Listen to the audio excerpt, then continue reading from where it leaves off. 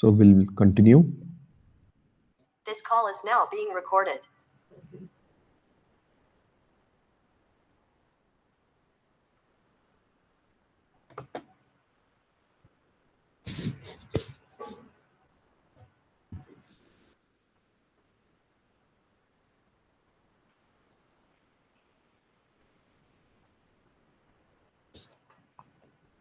So today we'll discuss theories of profit. That's the role of profit in operation of a free economy. So जैसा last class में हमने discuss किया था,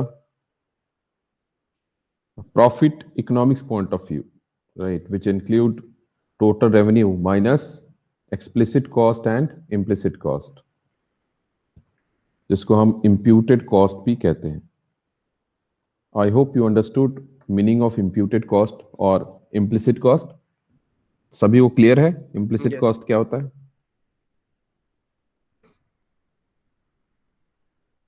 Yes? Yes, sir. Okay. So we'll discuss some of the theories of profit. See, the topic here is how different economists have defined the concept of profit. The calculation of profit is obviously revenue में से आप जितने भी expenses minus कर देंगे तो आपको profit मिलता है, जो last में बचता है, that is the profit. But इस profit को किस तरीके से define करें कि why society is giving a marginal benefit to the business. किसी भी प्रोडक्ट पे अगर मुझे मालूम है कि इसकी मैन्युफैक्चरिंग कॉस्ट एक्स है, तो उस पे जो सोसाइटी है उससे ज्यादा प्राइस पे परचेज करने के लिए क्यों रेडी है. और इसमें आप देखते हैं कि for different products the profit margin is different. किसी एक पर्टिकुलर प्रोडक्ट के ऊपर आप 5 to 6% का प्रॉफिट दे रहे हैं, तो वहीं प्रॉफिट मार्जिन दे रहे हैं, तो वहीं पे कुछ ऐसे प्रोडक्ट है जहां पे 30 to 50% तक के प्रॉफिट हम किसी एक पर्टिकुलर प्रोडक्ट या सर्विस के लिए देते हैं. हम मीन्स यहाँ पे सोसाइटी, जो कंज्यूमर है, जो एंड यूजर है. तो इसको बहुत सारे इकोनॉमिस्ट ने अपने तरीके से डिफाइन करने की कोशिश की है. Will try to understand their view of profit, और हम अपने भी कुछ व्यू बना सकते हैं कि yes, for this particular reason, for a given service or product, there should be some margin which must be given to the business. So इसमें कुछ थ्योरीज हम डिस्कस करेंगे. प्लीज नोट कि ये जो थ्योरीज डिस्कस कर रहे हैं, ये थ्योरीज एग्जाम में जरूर आते हैं, तो इन थ्योरीज को आप समझेंगे और इट विल बी बेटर कि आप इस थ्योरी के बारे में लिखें और इस थ्योरी के कुछ लिमिटेशंस लिखें. लिमिटेशन लिखना इसलिए जरूरी है क्योंकि अगर यह एक पर्टिकुलर थ्योरी ही कंप्लीट होती तो हमें नए थ्योरी को पढ़ने की जरूरत नहीं पड़ती. So every theory will have some limitations. तो आप थ्योरी को डिस्क्राइब करेंगे और उसके लिमिटेशंस को भी डिस्कस करेंगे. So let's start. First theory is Hawley's risk Hawley's. So Hawley's one economist. तो इन्होंने जो थ्योरी दी है that is risk bearing theory. जो उनका थ्योरी है that is risk bearing theory of profit. So Hawley's risk bearing theory of profit. So यहां पे वो डिफाइन करने की कोशिश कर रहे हैं कि व्हाई अ बिजनेसमैन और entrepreneur should get profit, should get reward, or should get margin. He's trying to relate the risk which an entrepreneur carry when he is performing any business. जब वो एक एंटरप्रेन्योर किसी एक business को start कर रहा है, किसी एक प्रोडक्ट की मैन्युफैक्चरिंग स्टार्ट कर रहा है या सर्विस प्रोवाइड कर रहा है, तो वो एक रिस्क को कैरी कर रहा है. सो सोसाइटी उस पर्टिकुलर रिस्क के लिए उस एंटरप्रेन्योर को रिवार्ड करती है. तो let's see his statements. This risk bearing theory of profit is associated with the name of F.B. Hawley. So it's Hawley risk bearing theory. According to him, profit is the reward of risk taking in a business. So इन्होंने profit को define किया है, it's a reward. It's a reward for risk taking in a business. So during conduct of any business activity, all other factors of production that is land, labor, capital, have their guaranteed incomes from the entrepreneur. इसका मतलब क्या है? किसी भी business को run करने के लिए हमें किसकी जरूरत पड़ेगी? ऑब्वियसली एक एंटरप्रेन्योर होना चाहिए, बिजनेसमैन होना चाहिए, लैंड होना चाहिए, लेबर होने चाहिए, कैपिटल होने चाहिए। नाउ अगर हम किसी एक लैंड को लेते हैं तो लैंड का एक गारंटीड इनकम है। क्या गारंटीड इनकम है? कि उस लैंड से रेंट मिलेगा, या for the given land there will be rent as its expense.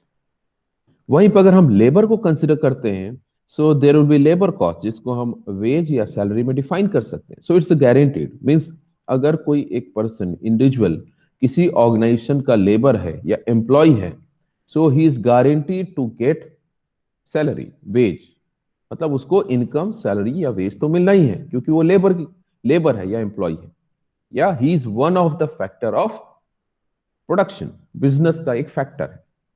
इसी तरीके से कैपिटल की अगर हम बात करते हैं तो कैपिटल हियर मींस जो भी पैसे हैं उसकी अगर हम बात करते हैं, तो अगर हमने किसी बैंक से लोन लिया है, चाहे वो बिजनेस रन हो ना हो, बट उस लोन के अगेंस्ट हमें इंटरेस्ट पे करना होगा। So it's guaranteed, so it's a guaranteed expense which a business has to पे।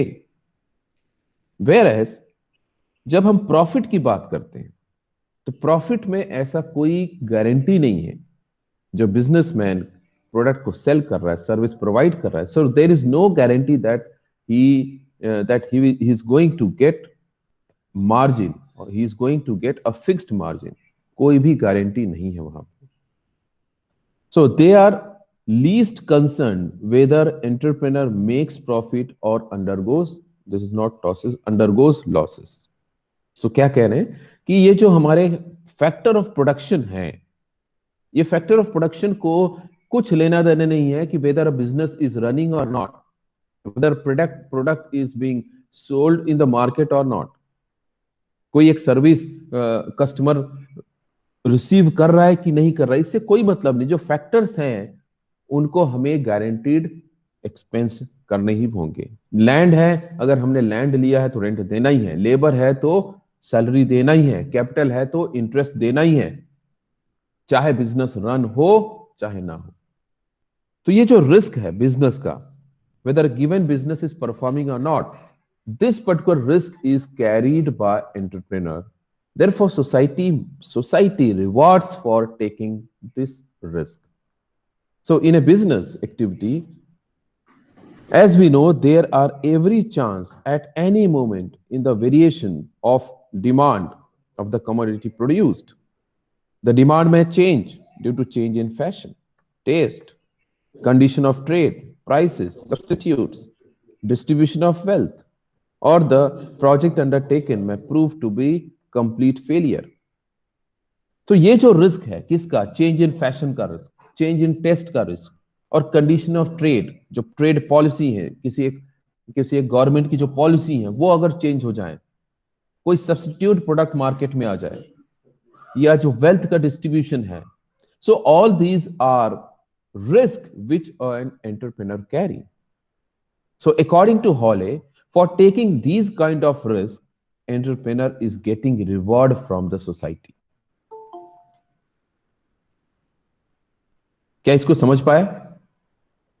हॉली की रिस्क बेयरिंग थ्योरी क्या है? बहुत सिंपल स्टेटमेंट में बोलना है कि because entrepreneur is taking risk, is bearing risk of the business, therefore he must be repaid, he must be rewarded by the society, और उस रिवॉर्ड को हम प्रॉफिट बोलते हैं as per Hawley. Is it understood? Yes, sir. Everyone clear हुआ? Yes, sir. Yes, sir.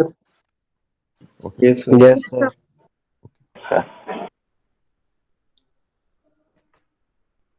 So अगर ये आपको समझ में आ गया तो इसके बेसिस पे आप एक स्टेटमेंट लिख सकते हैं कि जो एंटरप्रेन्योर हाई रिस्क ले रहा है, he must be rewarded more. So high risk high return, और ये हमें प्रैक्टिकल लाइफ में दिखता भी है। जिस भी पर्टिकुलर सेक्टर में ज्यादा रिस्क है वहां रिटर्न ज्यादा रहता है। जैसे हम अगर शेयर मार्केट में इन्वेस्ट करते हैं, so there is high risk but at the same time share market gives high return also. वहीं पर अगर हम लो रिस्क इन्वेस्टमेंट करें, जैसे एफडी करते हैं, फिक्स डिपॉजिट करते हैं या रिकरिंग डिपॉजिट करते हैं बैंक्स में, तो risk is low but at the same time return is also low. इसी को आप रिलेट कर सकते हैं बिजनेस। जिस बिजनेस में बहुत ज्यादा रिस्क है वहां प्रॉफिट मार्जिन भी ज्यादा। So this was haulage risk bearing theory. इसी को इन्होंने यहां पे डिस्क्राइब किया है। So we'll discuss. So his statement was, the greater the risk, higher must be profit.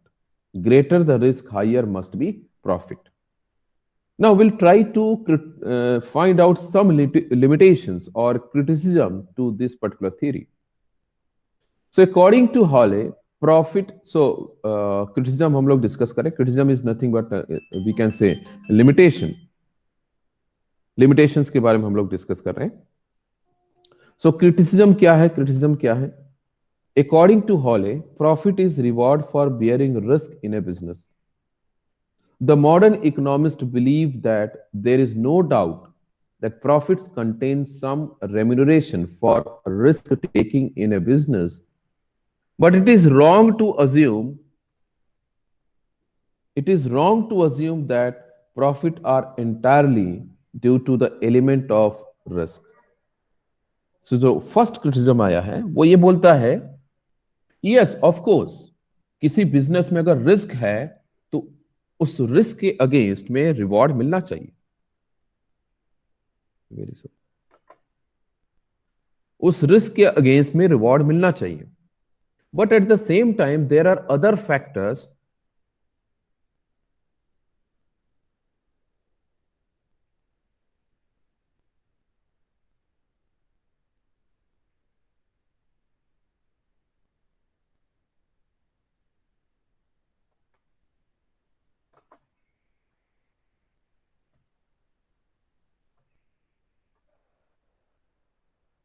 तो फर्स्ट क्रिटिसिज्म हम लोग डिस्कस कर रहे हैं। The first criticism is, the modern economists believe that there is no doubt profit contains some remuneration for risk taking in a business, but it is wrong to assume that the entire profit is due to risk, है ना? Yes, of course, कुछ तो profit risk की वजह से define होना चाहिए, but complete profit should not be because of risk. The profit can arise on the account of better management. अगर हम दो बिजनेसमैन हैं, एक बिजनेसमैन बिजनेस को बेटर मैनेज कर रहा है, so he will be more profitable. So जरूरी नहीं है कि रिस्क ही रेस्पॉन्सिबल है फॉर प्रॉफिट के लिए। जैसे आप देखते हैं अंबानी ब्रदर्स, मुकेश अंबानी एंड अनिल अंबानी। अब देखना, Mukesh Ambani is one of the richest person in the world, और अनिल अंबानी को कोई पूछ नहीं रहा है। तो यहां पे डिफरेंस किसका है? क्या मुकेश अंबानी ने ऐसे ही बिजनेस किए जिसमें बहुत रिस्क है? No, not necessary, but we can compare here is one businessman, Mukesh Ambani, who could manage his business better than Anil Ambani. So profit is not entirely because of taking risk. Profit can be because of better management, because of better supervision, or they may be due to monopolistic position of the entrepreneur, or they may be due to sheer chance. ऐसे भी कुछ business हो सकते हैं जिसमें by chance ही उसमें ज्यादा profit हो। जरूर नहीं कि वो रिस्क ले रहा है इसलिए प्रॉफिटेबल है, right? So this was one criticism. Second criticism is, who has put by economist Carver. He says that profit arise not because risks are born, but because the superior entrepreneurs are able to reduce risk. So इनका यह कहना था कि profit तो risk को reduce करके भी बढ़ाया जा सकता है। जैसे जब इन्वेस्टमेंट करते हैं तो some people invest in mutual fund और एसआईपी, सिस्टमैटिक इन्वेस्टमेंट प्लान। तो यहां पे प्रॉफिट जनरेट किया जा सकता है by reducing risk, by mitigating risk, by diversifying your portfolio. तो जरूरी नहीं है कि ज्यादा रिस्क लेने से ही प्रॉफिट जनरेट किया जा सकता है। The profit can be generated by reducing risk. So this was second criticism to Hall's theory. Next criticism was, it is also pointed out that profits are never in proportion to the risk undertaken. It can happen that more risky enterprise, the profit may be low and high in less risky enterprise. So हमारे पास ऐसे भी example हैं जहां पे कुछ business हैं where risk is very low but profit is very high, and there are some business जहां पर रिस्क ज्यादा है बट प्रॉफिट कम है. Can you name some example of this part? कोई एग्जांपल बताएंगे जहां पर रिस्क कम है प्रॉफिट ज्यादा है, रिस्क ज्यादा है प्रॉफिट कम है? Yes, anyone?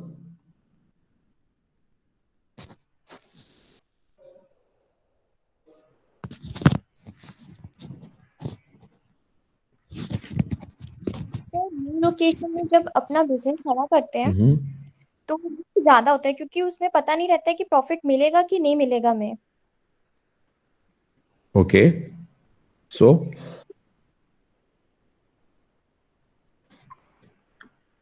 ऐसे कुछ एग्जांपल बताइए जिसमें हमें लगता है कि रिस्क कम है लेकिन रिटर्न ज्यादा दिख रहा, रिटर्न ज्यादा मिलता हो. ऐसे कुछ बिजनेस के एग्जांपल बताइए. Mutual fund high risk low return.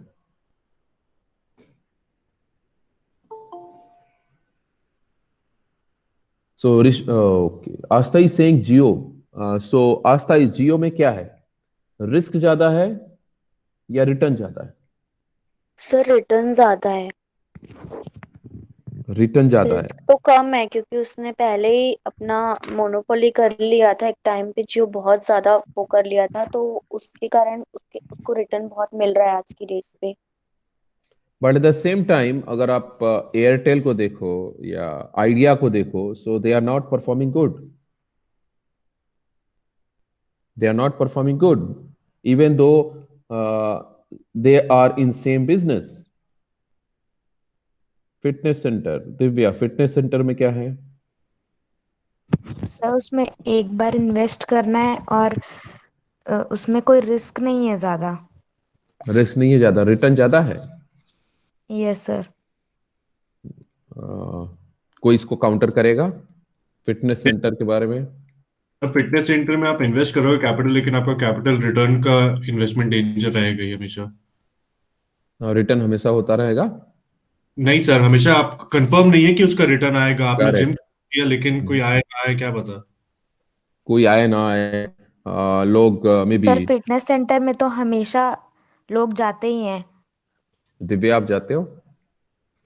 Sir मैं नहीं जानती लेकिन मेरे हाँ, घर में लोग जाते हैं. आप नहीं जाते पर आपके घर में लोग जाते हैं. ऋषभ? मैं नहीं जाता सर. मैं भी नहीं जाता, मैं भी नहीं जाता. सो अगर सी सी इस यस हो सकता है किसी एक पर्टिकुलर सेक्टर में फिटनेस सेंटर में be quite profitable, but there can be shift in maybe preference, है ना. फिटनेस सेंटर की जगह लोग मे बी सेक्टर एरिया इतना ग्रीनरी है और ओपन है तो हो सकता है लोग जॉगिंग के लिए ज्यादा फोकस करें. Sir right. Medical shop. Sir FMCG companies. FMCG company में क्या है अदिति, क्या रिस्क ज्यादा है? उसमें रिस्क कम है, प्रॉफिट ज्यादा है. बिकॉज रिस्क लोग कम वो है. चीजें खरीदते ही है, उनकी डेली नीड्स की सामान रहती है वहां पे.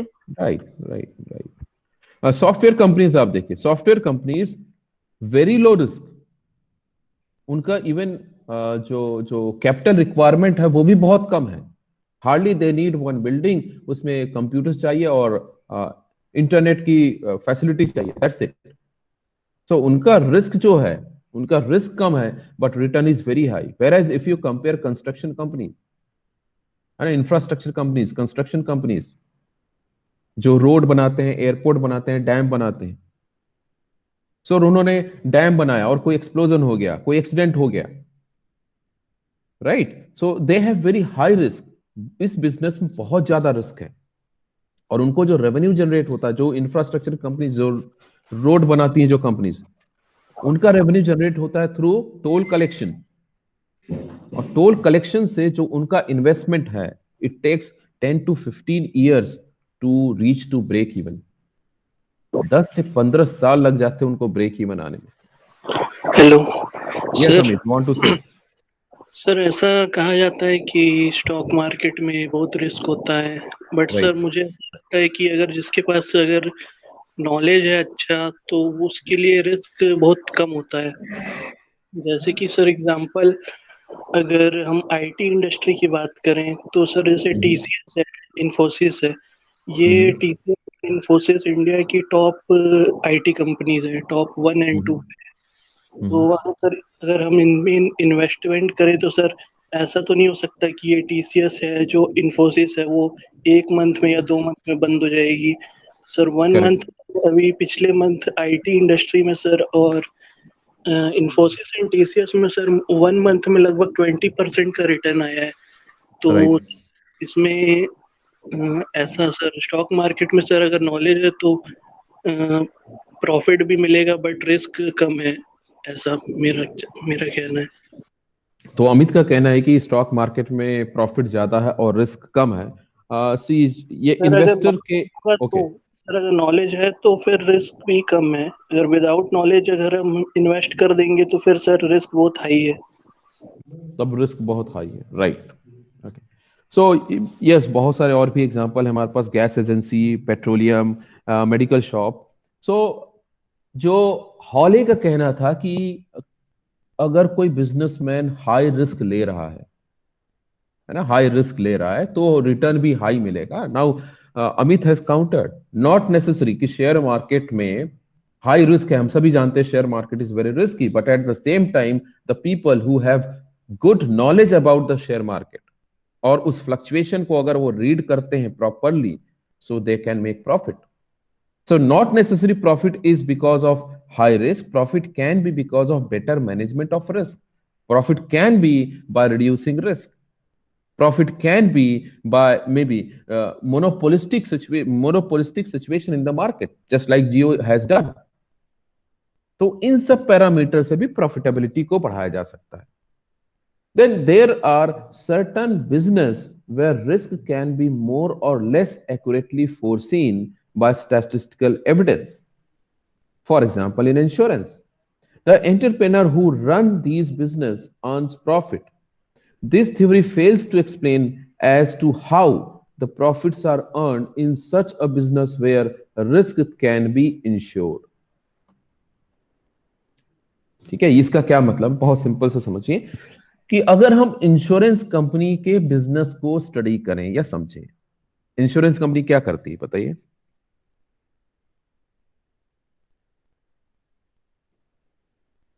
इंश्योरेंस सर कंपनी का लोगों से बिजनेस इंश्योरेंस कराती है सर। क्या करती है? इंश्योरेंस कराती है लोगों को। इंश्योरेंस कराती है, पर इंश्योरेंस क्या कराती है वो धीरज? Sir, provide security to life and general products. Provide security to life and general Insurance, product. Yes. Okay, Memansha. like health insurance. Yeah, that's the insurance. But what is the business model of insurance company? Like अगर हम health insurance की बात करें तो उनका business क्या है?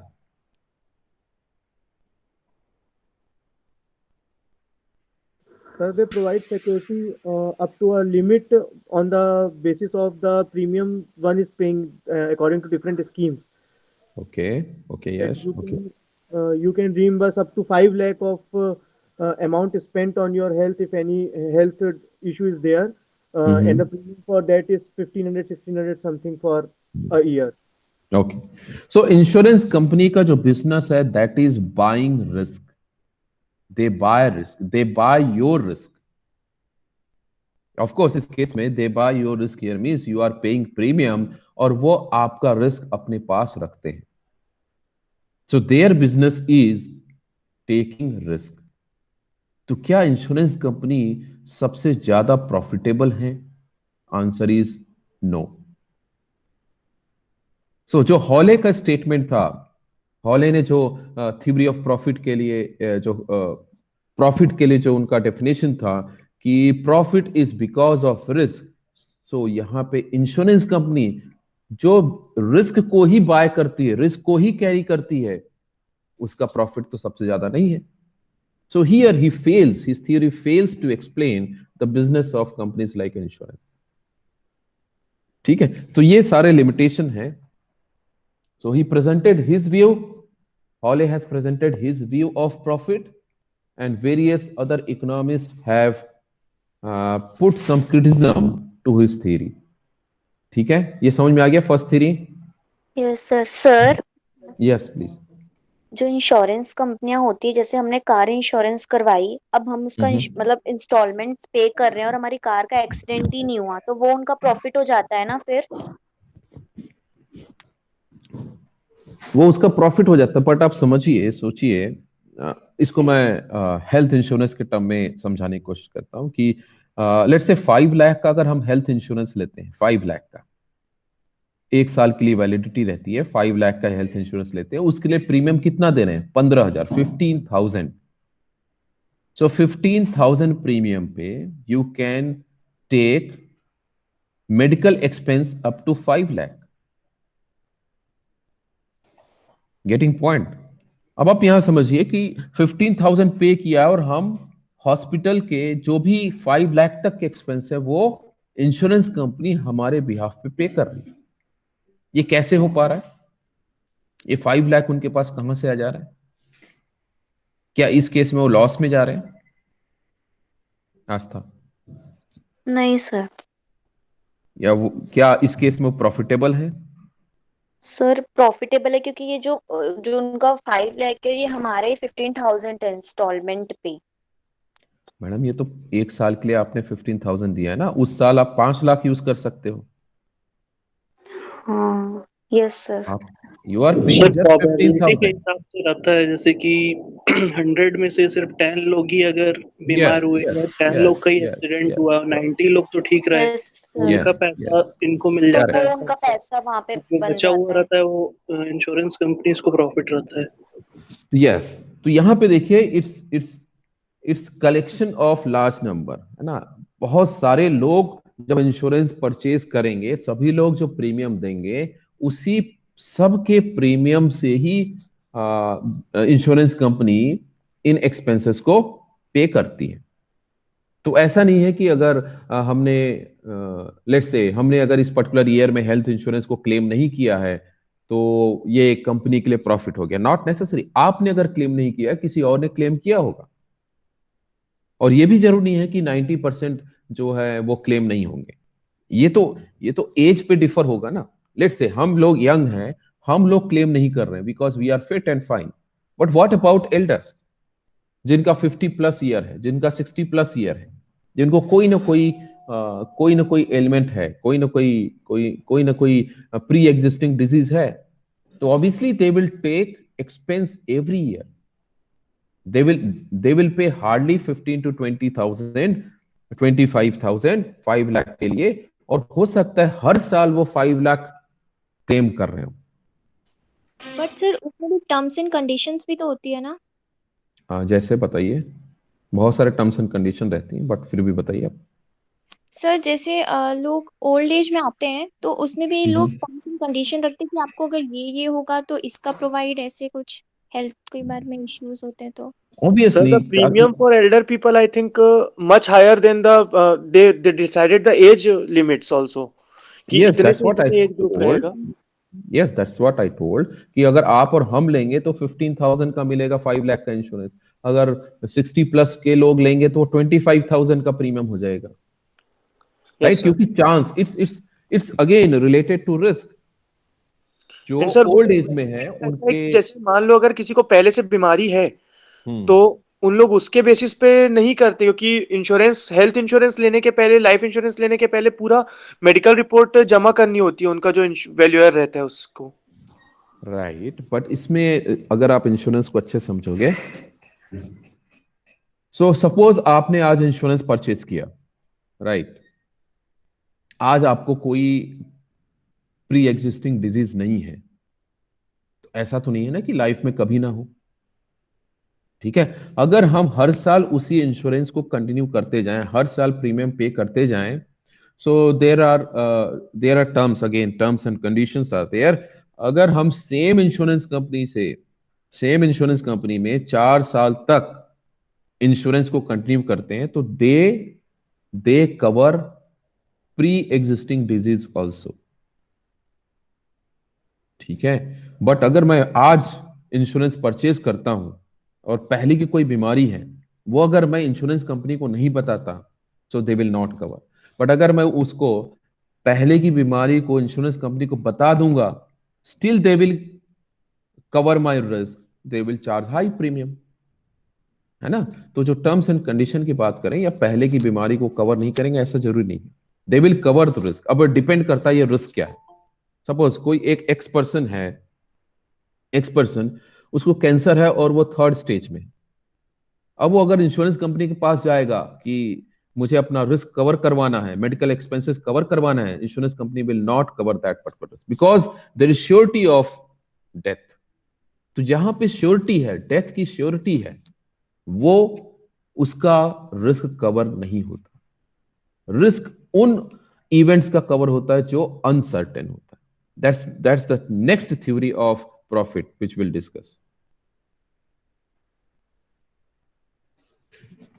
So Rishabh is saying the insurance company gives a 3 months period for existing medical condition. If anything happens within those 3 months, they don't cover. Post that everything is covered. इसमें ऋषभ, इसमें जो एक्सीडेंट है वो cover होता है। Accident जो है first day से कवर होता है। अगर आज ही आपने लिया है तो एक्सीडेंट विल बी कवर्ड। जैसे और आपने कंडीशन है तो सिर्फ वो 3 मंथ्स तक नहीं होगा, उसके बाद करेक्ट कवर होता है। करेक्ट करेक्ट, है ना। जैसे कोई बोल दे कि मुझे 3 महीने के अंदर कैटरेक्ट हो गया, that is not possible. Cataract होने के लिए तो ईयर्स लगते हैं। तो ऐसा कोई बोल नहीं सकते कि आज मैंने इंश्योरेंस परचेज किया 2 महीने के बाद कैटरेक्ट हो गया, ये ऐसा नहीं होता। इसीलिए ये कंडीशन रखा गया Rishabh, very right. So next theory को हम लोग कंटिन्यू करते हैं। Next theory is uncertainty theory of profit, जिसको professor Knight, KNIGST, professor Knight ने डिफाइन किया है uncertainty theory of profit. So what is uncertainty theory of profit? So according to him, profit is reward for uncertainly bearing and not a risk taking in a business. Professor night का कहना था कि जो business का risk है उसकी वजह से प्रॉफिट नहीं आ रहा, बिजनेस में जो अनसर्टेनिटी है, बिजनेस में जो अनसर्टेनिटी है उसकी वजह से सोसाइटी रिवॉर्ड देगी। क्या मतलब? According to him, there are 2 kinds of risk which entrepreneur has to bear. So, professor Knight ने रिस्क को दो तरीके से डिवाइड किया है। Some risks are of such a nature that they can be anticipated to a fair degree of accuracy. For example, risk of death or accident, and so can be insured in return for premium. The entrepreneur can include payment made in the form of premium in the total cost of production. So, such risk which can be calculated and insured should not be entitled to entrepreneur to a profit. समझते हैं what he's trying to say? Professor night का यह कहना है कि जो ऐसे risk जिसका इंश्योरेंस हो सकता है, बिकॉज मिस्टर हॉले का क्या कहना था कि profit is because of carrying risk. Professor Knight is saying there are some risk which can be transferred to the insurance company. तो वो आपके पास तो रिस्क रहा नहीं, so society will not reward those risk which can be insured, those risks which can be transferred to the insurance company. Society will reward for those risks which are uncertain, which cannot be calculated with certainty. उसके लिए society आपको reward देगी। वो risk जिसको आप insurance company को transfer कर दे रहे हैं, जिसका आप एक्सपेंस शो कर रहे हैं बैलेंस शीट में। बैलेंस शीट में क्या शो कर रहे हैं? Premium for insurance. तो वो तो आपने एक्सपेंस बियर कर लिया, वो तो रिस्क आपने किसी और को ट्रांसफर कर लिया, सो उसके लिए आपको रिवॉर्ड नहीं मिलेगा। आपको रिवॉर्ड मिलेगा मार्केट के अनसर्टेनिटी का। कौन सी अनसर्टेनिटी? डिमांड की अनसर्टेनिटी, टेस्ट एंड प्रेफरेंस की uncertainty, change in fashion, change in fashion का, चेंज इन टेक्नोलॉजी का, ये अनसर्टेनिटी है। और इस अनसर्टेनिटी के लिए, इस रिस्क के लिए सोसाइटी विल रिवॉर्ड। तो अगर आप प्रोडक्ट बना रहे हैं according to change in fashion, change in taste, change in preference, change in technology, उसके लिए आपको रिवॉर्ड मिलेगा। सो यही चीज उन्होंने यहां कहा, on the other hand there are some risk which are unpredictable and unforeseen and so they are not insurable. For instance, if the demand for the product of an entrepreneur suddenly down due to change in fashion or taste, then he may not be able to cover his total cost of production. Such risks are unforeseen and cannot be statistically measured, are called by Professor Knight as uncertainty bearing risk. और जो profit है वो इस uncertainty की वजह से मिलती है। Is it clear? इनकी थ्योरी समझ में आई सभी को? Yes sir. यस सर एक बार और बता दीजिए please. Okay, see Hawley Hawley का थ्योरी क्या था? Risk bearing theory. उनका क्या कहना था कि जो प्रॉफिट है, जो प्रॉफिट है that is because of risk. ठीक है, बट उनके बहुत सारे लिमिटेशन आ गए। सो प्रोफेसर नाइट ने इसको रिफाइन किया, रीडिफाइन किया। Yes, profit is because of risk, but for those risk which an entrepreneur actually carries.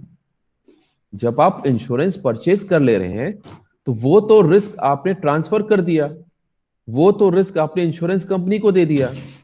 Let's say आपने फायर इंश्योरेंस लिया, so that is a risk. Fire is a risk कि business में अगर fire आ गया, आग लग गई तो बहुत ज्यादा नुकसान होगा। बट वो रिस्क आप अपने पास कहां रख रहे हैं? आप तो इंश्योरेंस कंपनी को बेच दे रहे हैं, इंश्योरेंस कंपनी को ट्रांसफर कर दे रहे हैं। सो इन केस अगर बिजनेस में कभी फायर की वजह से कुछ डैमेज होता है, कुछ लॉस होता है, तो insurance company is going to pay. तो वो तो आपके पास रिस्क रहा नहीं। सो एज अ एंटरप्रेन्योर आप एक्चुअली कौन सा रिस्क कैरी कर रहे हैं? You are carrying the risk of change in demand, you are carrying risk of change in fashion, change in taste, change in technology. ये ऐसे जो अनसर्टन है, ये ऐसे रिस्क हैं जिसका इंश्योरेंस नहीं हो सकता। तो एज अ बिजनेसमैन आप एक्चुअली इन रिस्क को कैरी कर रहे हैं, और जो आपको रिवॉर्ड मिलेगा वो इस रिस्क की वजह से मिलेगा। Understood Abdul? Yes sir. Okay, so इनके क्या क्रिटिसिज्म हो सकते हैं? इनको अगर क्रिटिसाइज करना होगा तो कैसे क्रिटिसाइज करेंगे बताइए?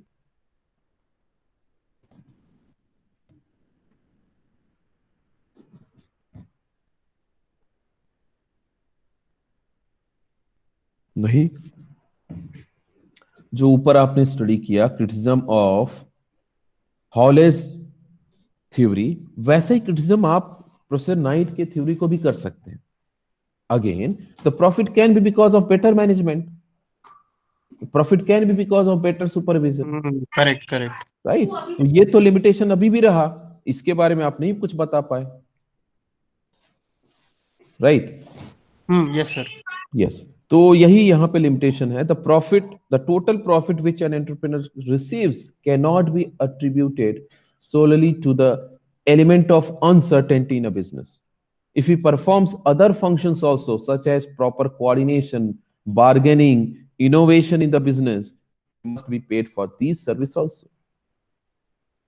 It is not simply due to uncertainty being the supply of entrepreneur is restricted. There are other factors also which influence the supply, of entrepreneur. For instance, lack of knowledge, lack of capital or opportunity do restrict the supply of entrepreneur in a business. So जैसा अमित ने बताया था, yes share market में risk है, पर किसके लिए risk है? जिसको नॉलेज नहीं है, जो प्रॉपरली डिसीजन नहीं ले सकता, जो प्रॉपरली स्टडी नहीं कर रहा है मार्केट को, उसके लिए वो रिस्क है। But at the same time share market में बहुत सारे लोग हैं जो बहुत बहुत बहुत मनी बना रहे हैं। राकेश झुंझुनवाला के बारे में आप पढ़िए, is one of the richest person of India. तो उन्होंने तो शेयर मार्केट से अर्न किया। कैसे अर्न किया है? Because he could have a better knowledge, और वो प्रॉपरली स्टडी कर पा रहे हैं, बेटर कोऑर्डिनेट कर पा रहे हैं, एनालिसिस कर पा रहे हैं, जिसके बेसिस पे वो इन्वेस्ट कर रहे हैं। सो अगेन, नॉट नेसेसरी कि अनसर्टेनिटी है और आप अनसर्टेनिटी को कैरी कर रहे हैं इसलिए आपको रिवॉर्ड मिलेगा। शेयर मार्केट में अनसर्टेनिटी सबके लिए है, आपके लिए है और हमारे लिए भी है, पर जब हम इन्वेस्ट करते हैं तो हम तो लॉस में ही हैं। But there are people like Rakesh Jhunjhunwala और वॉरेन बफेट। अब वॉरेन बफेट के बारे में पढ़िए, one of the richest person of the world. कहां से पैसा बनाया उन्होंने? शेयर मार्केट से, यस सर। राइट? तो ये भी क्रिटिसिज्म है। These are the criticism for professor Knight's theory of uncertainty. Next theory is rent theory of profit. Rent theory of profit, इसको फ्रांसिस ए वॉकर ने डिफाइन किया है। He is comparing rent of a building to profit of a business. See, ये इनका थ्योरी है। इस थ्योरी को समझते हैं। What he is doing, he is comparing business with rent. जैसे हमारे पास कोई एक घर है जिसको हम रेंट पे दे रहे हैं, या कोई एक लैंड है जिसको हम रेंट पे दे रहे हैं, तो रेंट की वैल्यू डिफर होगी। रेंट की वैल्यू डिफर होगी। रेंट की वैल्यू घर के लिए अलग अलग होती है। क्यों अलग अलग होती है?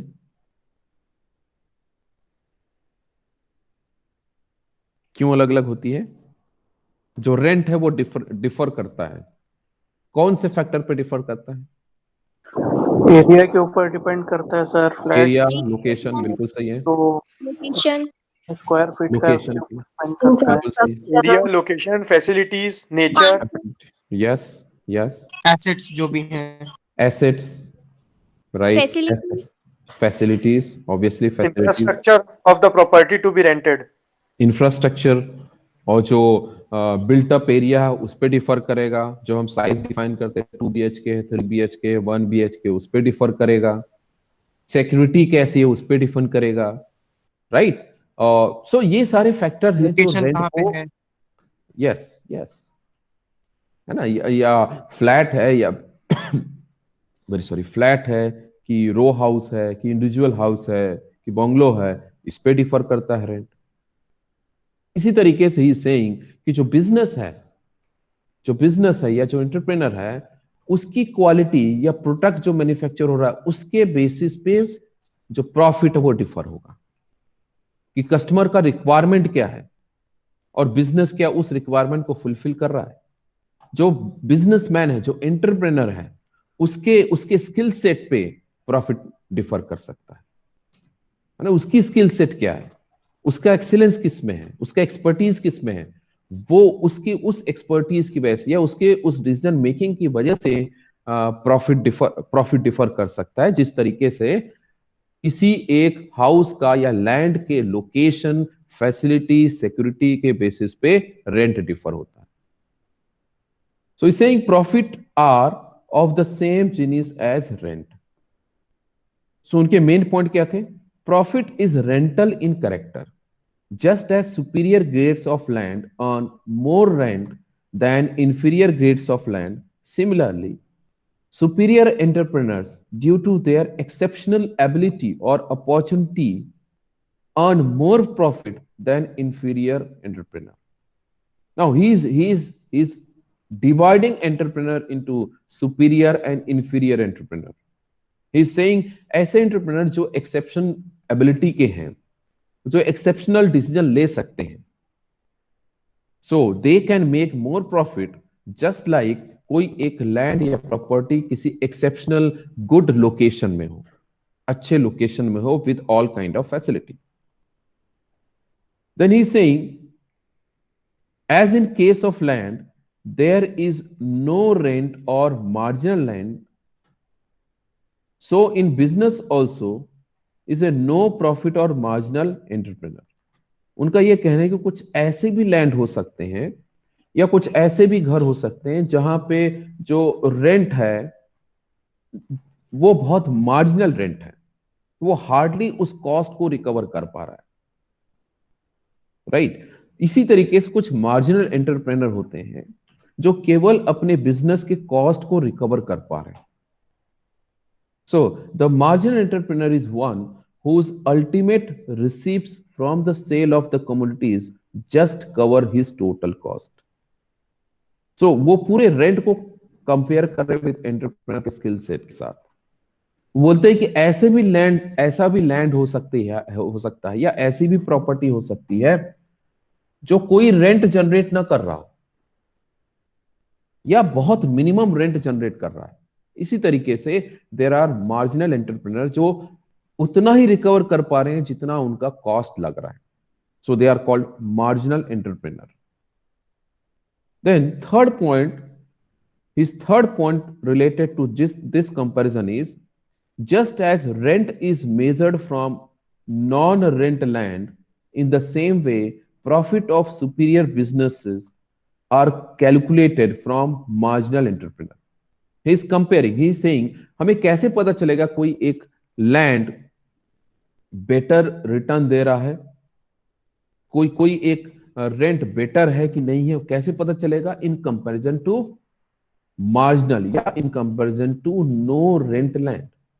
अगर आसपास दो रो हाउस है या दो बंगलो है, एक बंगलो रेंट पे नहीं दिया जा पा रहा है और दूसरा बंगलो रेंट अर्न कर रहा है सेम लोकेलिटी में, सो विल से कि जो रेंट जनरेट कर रहा है वो बेटर है. इसी तरीके से जो बिजनेसमैन या एंटरप्रेन्योर होते हैं, देयर आर मार्जिनल एंटरप्रेन्योर जो बड़ी मुश्किल से अपने कॉस्ट को रिकवर कर रहे हैं. At the same time there will be businessman who are earning a lot. Example हो सकता है, आप जियो, एयरटेल और आइडिया कंपेयर कर सकते हैं. Idea and Airtel, they are now marginal entrepreneur. बड़ी मुश्किल से वो अपने एक्सपेंस, आप देखिए टेलीकम्युनिकेशन सेक्टर में इतने सारे सर्विस प्रोवाइडर थे, सब धीरे धीरे गायब हो गए because they could not cover their cost. But at the same time, there is a business Jio, और वो Jio क्या कर रहा है? वो superior profit earn कर रहा है in comparison to margin entrepreneur. The last point he says, the rent does not enter into price of agricultural production of the manufactured goods. For all that we have said above, it can be concluded that profits are reward for differential business ability. So उन्होंने यहाँ पे उन्होंने जो location define किया कि किसी एक land का रेंट ज्यादा होगा, that is because of location. यहां पे वो बिजनेसमैन के बारे में बोल रहे हैं कि कोई एक बिजनेसमैन ज्यादा प्रॉफिट अर्न कर सकता है because of his differential business ability. So ये सर, उनका. Yes please. सर ये agricultural production of manufacture goods क्या होता है? ओके, इसको इस तरीके से समझिए.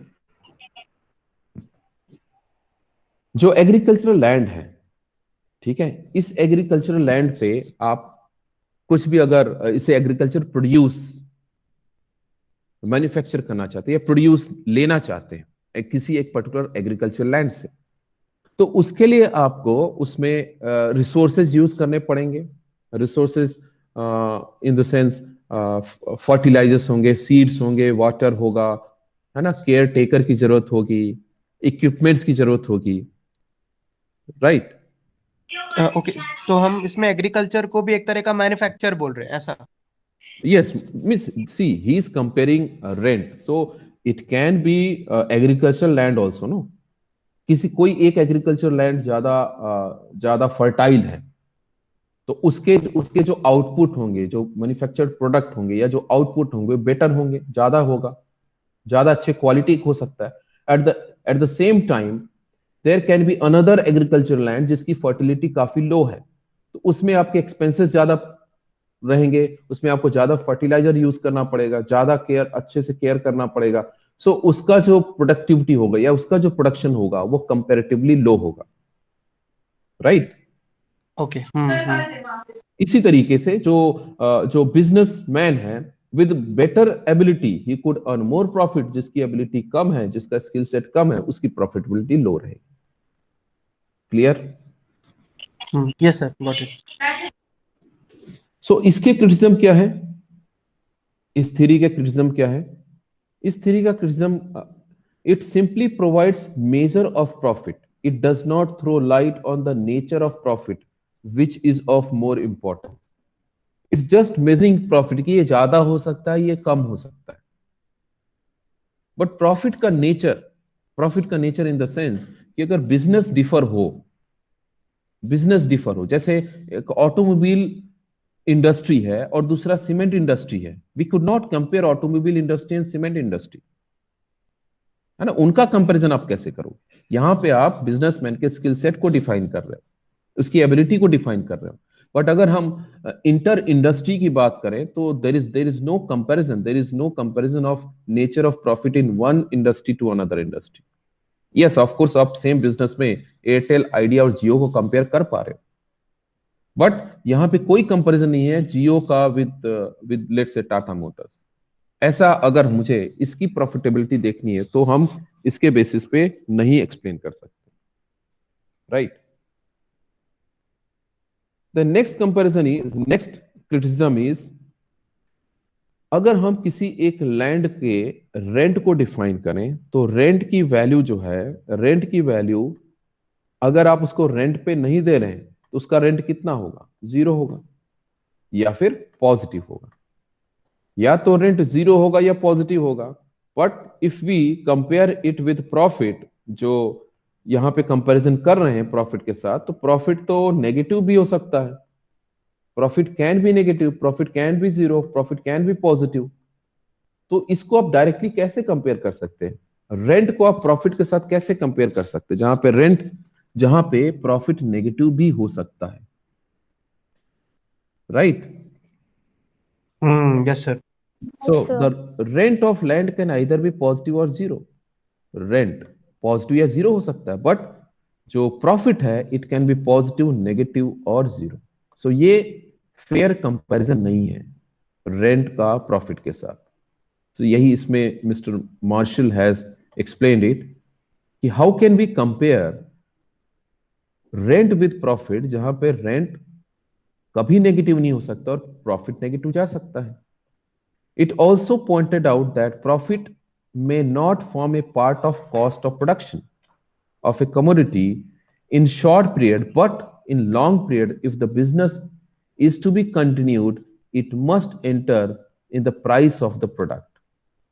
मतलब इसका मतलब यह है कि जो कॉस्ट ऑफ प्रोडक्शन है, जैसे रेंट में कॉस्ट ऑफ प्रोडक्शन हम नहीं डालते हैं. जो रेंट कैलकुलेट होता है, जो रेंट होता है, उसमें हम ये नहीं देखते कि आपने इस लोकेलिटी में इतना बड़ा घर बना लिया, इसमें ये सारी facility, best quality of furniture use किया है, इसलिए रेंट बढ़ जाएगा.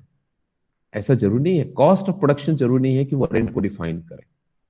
बट बिजनेस में जो कॉस्ट ऑफ प्रोडक्शन है उसको आपको प्रोडक्ट में इंक्लूड करना पड़ेगा, राइट. सेम लोकेलिटी में 2 घर हैं तो उस लोकेलिटी का रेंट रहेगा, ठीक है. उस घर के साइज का तो रहेगा, बट उस घर को जो उसको कंस्ट्रक्ट करने में जो आपका कॉस्ट लगा, आप उसको रेंट में शो नहीं कर पाएंगे. बट जब हम प्रोडक्ट को सेल करेंगे, उस प्रोडक्ट का जो प्राइस होगा, जो प्रॉफिट जनरेट होगा, उसमें हम कॉस्ट ऑफ प्रोडक्शन को इंक्लूड करेंगे. And last criticism says that profits do not arise simply because of superior और एक्सेप्शनल एबिलिटी, है ना. बाकी फैक्टर को भी देखना है, जो ऊपर के फैक्टर थे. It can be because of risk, it can be because of monopolistic situation, it can be because of by chance आपको प्रॉफिट जनरेट हुआ है. ऐसा भी हो सकता है. नॉट नेसेसरी कि एवरी टाइम आपके अच्छे स्किल सेट हैं तभी आप प्रॉफिट जनरेट कर पा रहे, राइट? Yes sir, true.